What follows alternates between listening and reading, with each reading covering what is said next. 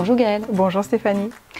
Alors nous avons récemment introduit un nouveau produit dans la gamme Janod, un produit qu'on appelle la tour d'observation et qui n'existait pas il y a quelques années pour nos enfants. Est-ce que tu peux nous introduire et nous expliquer un petit peu ce dont il s'agit? Alors la tour d'observation peut être mise à disposition de vos enfants dans le quotidien de la maison. Cette tour va permettre à votre enfant de se mettre à la même hauteur que vous pour réaliser certaines activités comme le fait de se laver les mains, comme le fait de faire la cuisine, de dessiner ou de faire la vaisselle. C'est une activité qu'il pourra faire de façon autonome et sécurisée.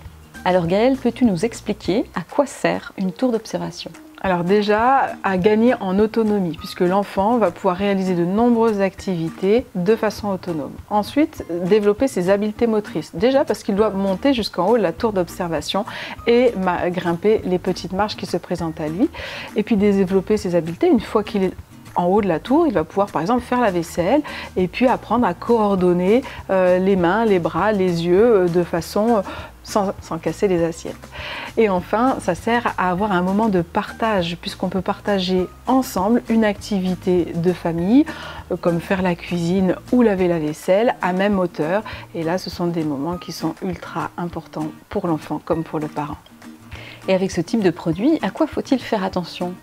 Je vous expliquais que cette tour, on devait monter jusqu'en haut de la tour et donc on doit escalader des marches. Ces marches, l'enfant au début, il n'est peut-être pas capable de le faire. Donc dans un premier temps, on va l'accompagner, le laisser libre de monter et de descendre à quatre pattes puis debout, avant de pouvoir être autonome debout sur la tour. Donc important de respecter son niveau de développement, ses compétences et ne pas le prendre, le mettre en haut, l'enfermer dans la tour et faire une activité où à un moment donné on va pouvoir s'éloigner et l'enfant là ne sait pas forcément comment gérer cette autonomie qu'il n'a pas appris à découvrir par lui-même. Merci beaucoup Gaëlle.